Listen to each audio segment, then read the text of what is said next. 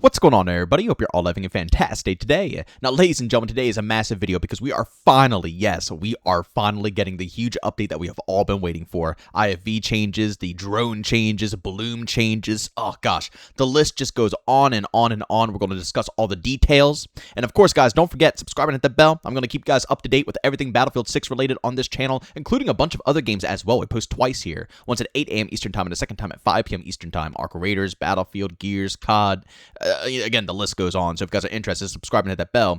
And I was going to stream Arc today, but instead we're switching it over to a Battlefield 6 stream because we got to try this update out. So if you guys want to see me try this update live and in action, by all means, tune into the stream. You can find a link to that channel down in the description of this video. Alright, so ladies and gentlemen, enough of that yapping. Let's go ahead and dive right on into the juicy details. And of course, don't forget, guys, I will leave a link to the patch notes down in the description of this video if you guys want to see it with your own eyes. But first and foremost, fixed an exploit allowing players to ascend and access unintended areas when standing on an XFGM-6D recon drone by hitting it with the sledgehammer.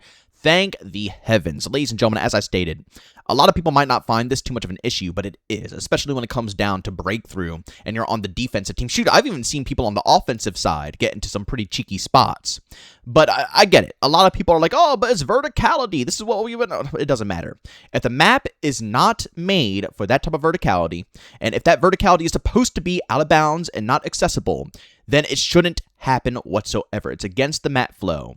And this was desperately needed because the map flow was being absolutely busted on a game-to-game basis. So it's beautiful that this has finally been resolved. Next up, here's another massive one. Fixed an issue where lock-guided missiles did not get countered as expected when met with enemy countermeasures such as flares. This is huge. You could pop flares and then get absolutely demolished, and it's very obnoxious. Again, I've said it many times before, as much as I enjoy Battlefield 6, and I do enjoy flying in this game, it's actually pretty addicting and it's fun, but flying is still a pain in the butt. I don't think I've ever had such a hard time flying in a Battlefield game before.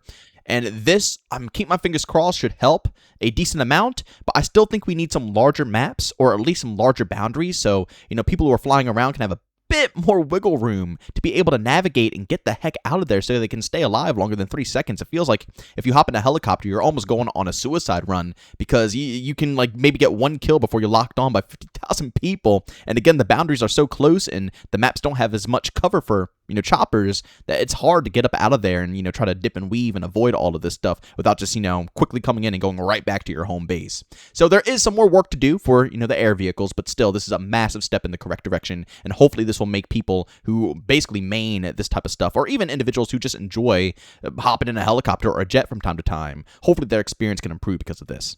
Next up here, fixed an issue where vehicles did not spawn correctly in Breakthrough and Conquest. I thought this was already resolved. Apparently it's not, and thank the heavens it is, because that is a massive one. I'm actually kind of shocked I'm reading this right now. That should have been done ages ago, but at least it's fixed. Fixed multiple battle pass issues affecting match flow, squad revives, and end-of-round transitions.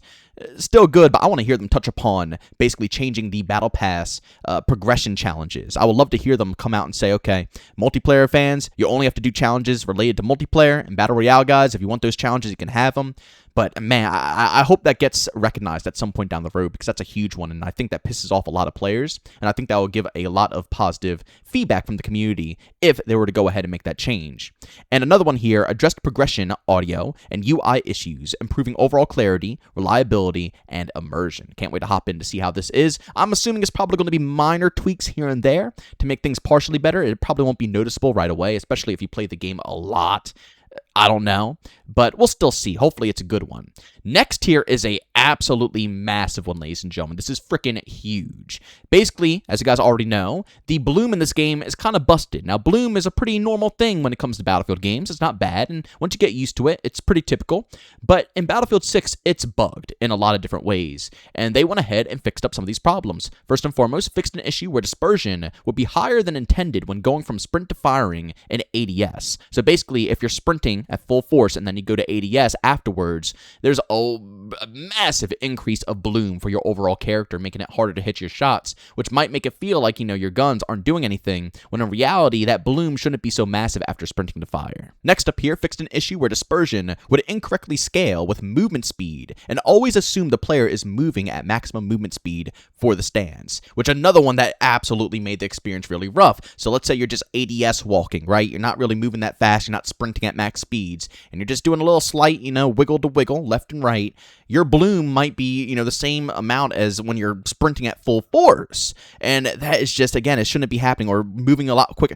Again, the distribution of bloom is just all types of gunked up, so I'm really excited to try out these fixes. And then the last one, tuned landing animation to reduce excessive camera and weapon movement when aiming down sights, improving visual stability during and after landing. This update also resolved instances where the ADS aim could be displaced when sliding. This right here is another great one, and hopefully it'll make the animations feel a tad bit smoother when it comes to the overall Battlefield 6 experience. Again, I can understand the middle ground of not wanting people to, have too cracked out a movement, but this is pretty basic stuff. If I'm mantling up on a wall, I don't want to have my scope swaying 50,000 times when I'm finally up and I'm ready to engage. Or if I jump off a slight little surface and nothing's crazy, I don't want my gun flying around either. I want to be able to land and get ready for combat.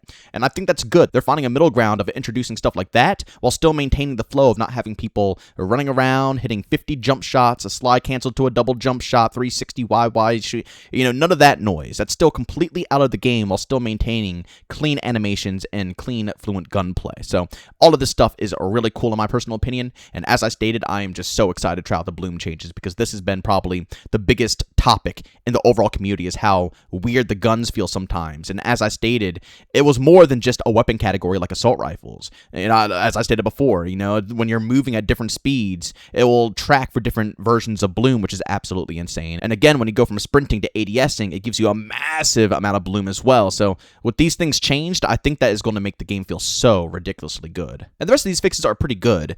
I'm going to read them all off very quickly, bullet by bullet, but I'm not really going to dive too deep because they're not that insane, but it's still nice that they did some quality of life features. Firstly, fixed an issue where matches sometimes would start with all sectors and objectives active at the same time. Very strange, never saw that one, but that is wild. Fixed an issue in Strike Point on Siege of Cairo where destruction did not reset at halftime. For the UI and HUD, fixed an issue in vehicle customization. Locked anti-air vehicle presets did not display their unlock criteria as intended.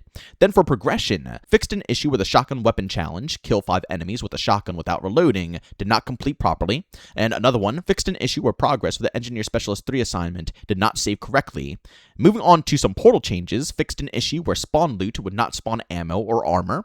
And next up, fixed an issue where players with community creations privileges set to block could still access user-generated community experiences when the party leader hosted a match. And finally, we got a few changes when it comes to RedSec, but I'm going to be honest with you guys, I don't even play RedSec enough to know if these changes are good. So again, as I stated, I'll leave the link to these patch notes down in the description of this video if you guys want to see them with your own eyes. I'm not going to bother reading them off because I'm not much value when it comes to Battle Royale. And I'm sure it's a lot of other creators out there who will know exactly what they're talking about when it comes down to it. Maybe I'll play RedSec a little bit later on, but you guys know me. When it comes to Battlefield, Conquest, Breakthrough, Rush, I just like the core experience of the game. I'm not really too much into BRs anymore. But overall, ladies and gentlemen, these patch notes are pretty dang solid. Again, some things that are like, whatever, not too bad. But that doesn't mean the patch notes are useless, because it's absolutely jam-packed to the brim with some extraordinarily juicy updates that are going to help this community basically play without having to be too freaking pissed off with the overall experience. Things that were supposed to be here with Season 1, but never were able to, get there. And I gotta be real with you guys, I respect how DICE has handled this overall situation. They could have kept it on the low, ignored everybody, and got it out when they were ready to get it out. But day one, the second that Season 1 dropped, they were right there saying, yep, all the update didn't come out just yet. There's still things that, just weren't ready, and we had to postpone it. And I respect that. And they still kept us up to date. And on top of that, they gave us a little bit of a bandage fix. Of course, not for the sledgehammer problem. And it took some time for this. It got me a bit worried. I think it was like a week worth of time. That's why I made a video about it, because it was a long time. It basically took over a week to get any communication about this patch, or a bandage to kind of, cause more of these problems to be not as severe. But they still got it out there. They went ahead and toned down the IFV, and when it came to the sledgehammer, they didn't do anything about that, but at least we have this update now. I'm just really happy that DICE is still pushing hard with this game. And as I stated before, I'm very curious how this is going to be throughout the holiday season, going through, December into January, the new year, if they're going to keep this up. They did with Battlefield 2042, but a lot of us, including myself, thought it was only because the game was in such a horrible spot. Battlefield 6, on the other hand, is not. I mean, it's still averaging like 300,000 plus players every single day tuning in just on Steam. And I do have a slight worry in the back of my head that this is all show until the holiday season comes, and once they leave, they leave.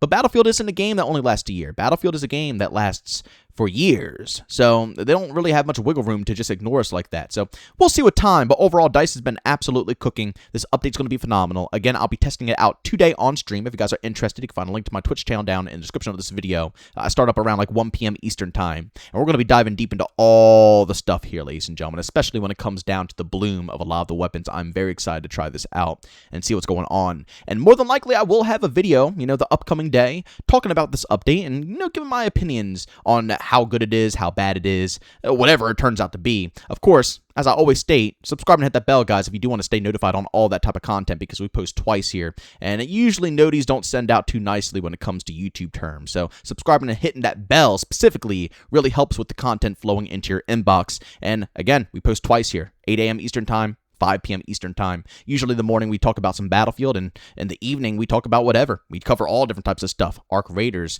Call of Duty, Gears of War. We just got done making another Splitgate 2 video. Basically whatever sparks my interest, games that I really enjoy, you best believe you'll see me cover it on this channel. So as always, subscribe and hit that bell. But ladies and gentlemen, thank you all for tuning in. I'll see you guys in the next one. Peace out.